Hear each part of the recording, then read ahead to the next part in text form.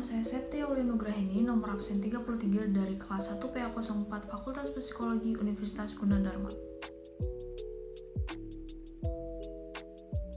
Teori sosial kognitif dibangun pertama kali oleh seorang psikolog, yaitu Albert Bandura sekitar tahun 1960-an. Teori ini menitik beratkan pada bagaimana dan mengapa orang-orang cenderung untuk meniru apa yang dilihat melalui media. Ini adalah teori yang fokus pada kapasitas kita untuk belajar dengan mengalaminya secara langsung.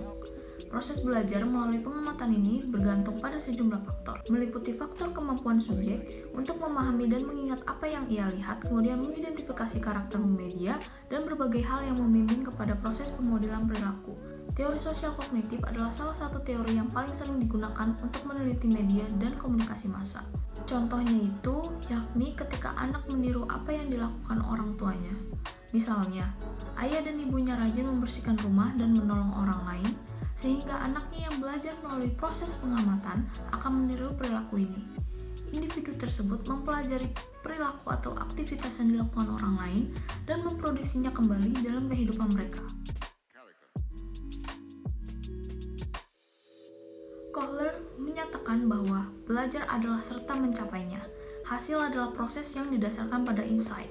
Pemahaman atau insight memegang peranan penting dalam perilaku.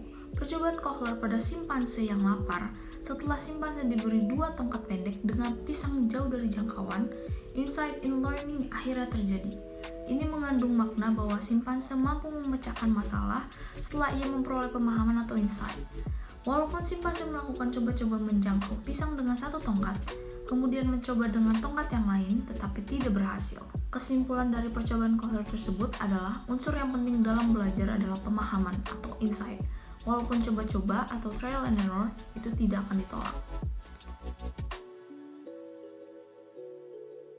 Teori belajar ini menggunakan anjing sebagai binatang percobaan. Dalam percobaannya, anjing yang semula tidak mengeluarkan air liur pada waktu dibunyikan bel, kemudian setelah diberikan makanan bersamaan dengan bunyi bel, maka keluar air liur. Setelah dilakukan secara berulang-ulang, walaupun tidak disertai dengan pemberian makanan, hanya dibunyikan bel, air liur tetap keluar. Peristiwa tersebut disebut conditioning atau pengkondisian, yaitu pemberian stimulus berbentuk makanan bersamaan bunyi bel. Ini berarti terjadi asosiasi antara stimulus dengan responsnya. Pavlov menyimpulkan bahwa perilaku itu dapat dibentuk melalui conditioning atau kebiasaan.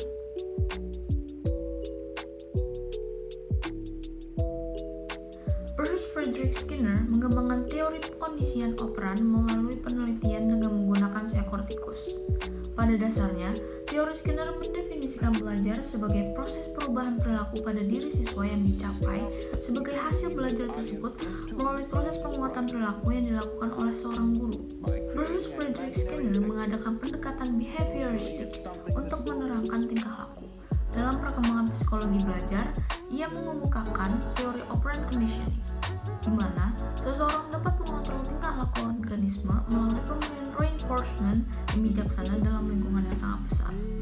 Operant conditioning adalah suatu proses perilaku operan, positif ataupun negatif, yang dapat mengakibatkan perilaku tersebut dapat berulang kembali atau menghilangkan sesuatu dengan keinginan.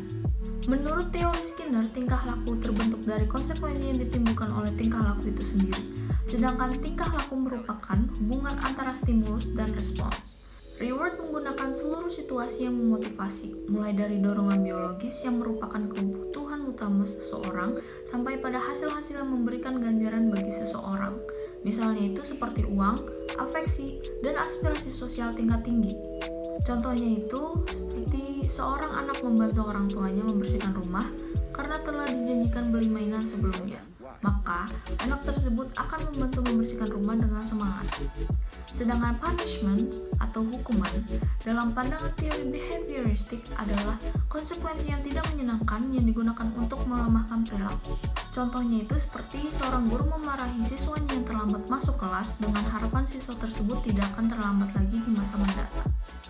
Baiklah, sekian penjelasan dari saya. Kurang lebihnya mohon maaf. Wassalamualaikum warahmatullahi wabarakatuh. Terima kasih.